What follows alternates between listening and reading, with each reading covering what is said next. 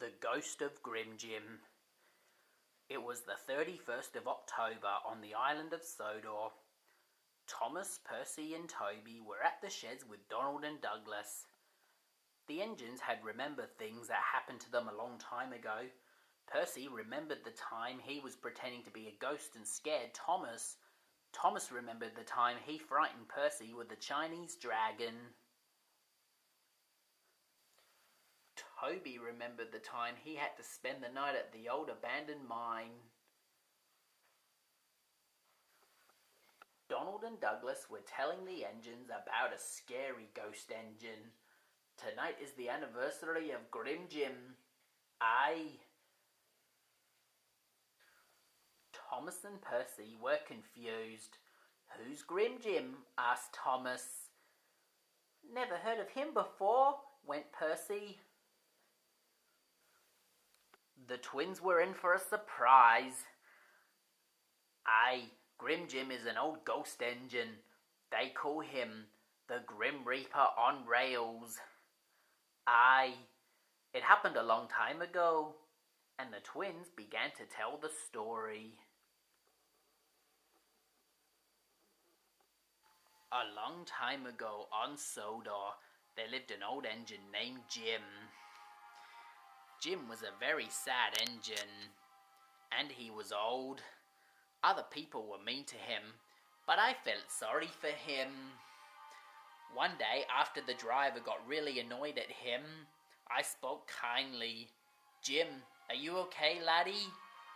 No, I'm afraid not. What's the matter? I can't do anything right. I tried pulling a heavy express train, and I just couldn't do it. I broke down.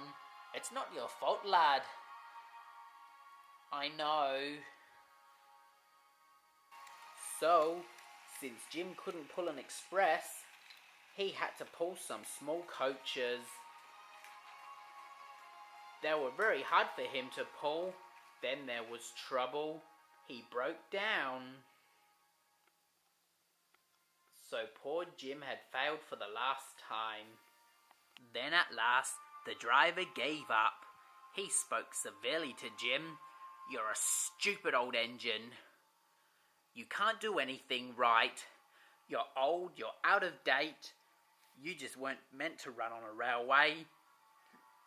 Goodbye, Jim. I think you'd be better off as scrap. So, the driver walked away. That night at the shed, Jim was all alone, but not for long. Then he had an unexpected visitor. It was a Grim Reaper. The Grim Reaper walked up to him. Hello? Are you a lonely engine? Yes, I am. How would you like to come with me, and we'll start a new life together? Oh, yes, please, went Jim. I had been hearing stories about you. Your driver and fireman have been saying nasty things to you, and other people have been mistreating you too. It's not your fault. They didn't teach you right. I know. Not to worry, old engine. Come with me and we'll haunt the railway. With my magic powers, I'm gonna turn you into a grim engine.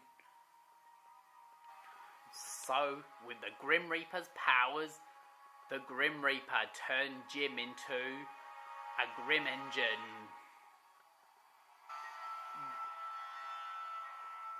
And then in no time at all, the engine looked very scary. You know, I think I'll give you a new name. How about I call you GrimJim? Jim loved his new name. Oh yes, please. Brilliant.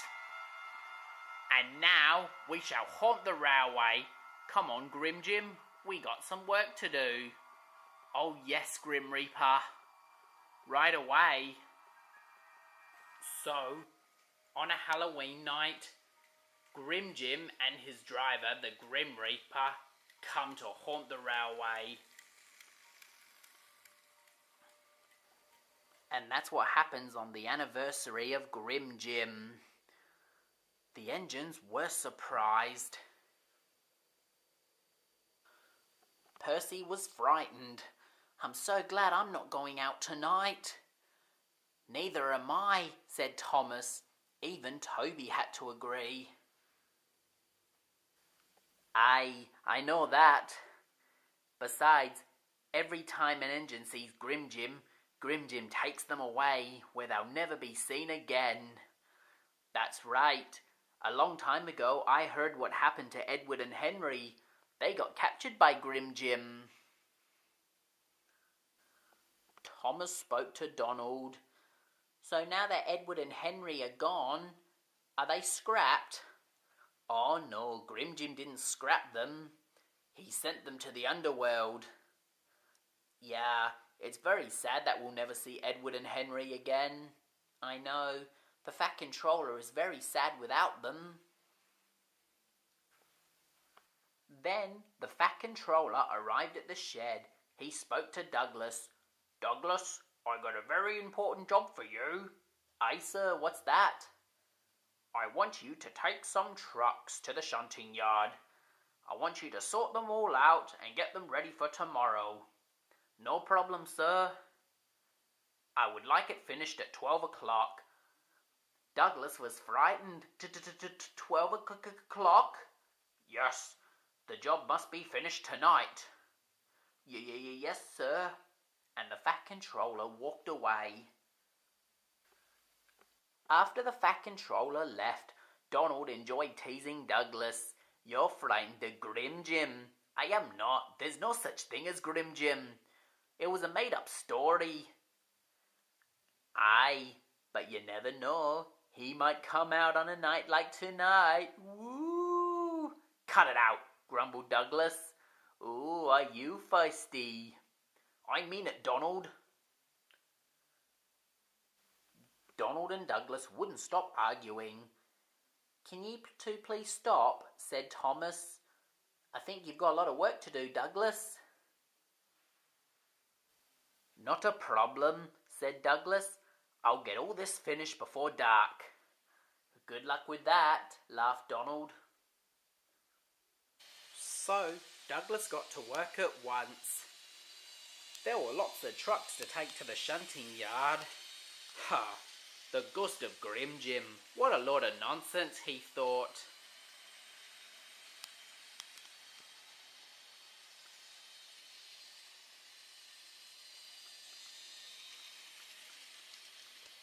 When Douglas was in a siding, the driver walked up to him.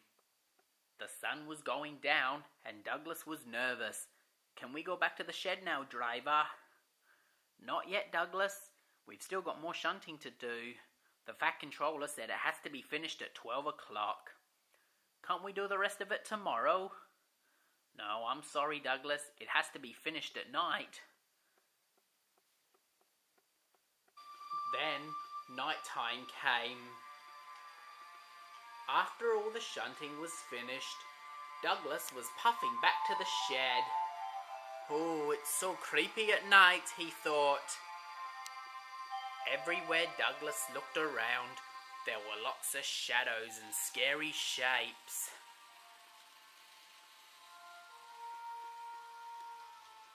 "I wish I was at the shed," said Douglas.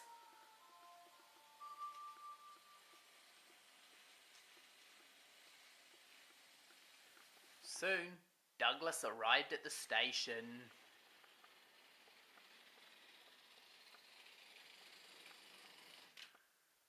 All the trucks had to be dropped off. "Be back in a minute," said the driver. "I'm just going to make some hot cocoa." "Be quick," went Douglas. "I really want to go back to the shed." The driver was gone for a long time. Then Douglas heard a scary noise.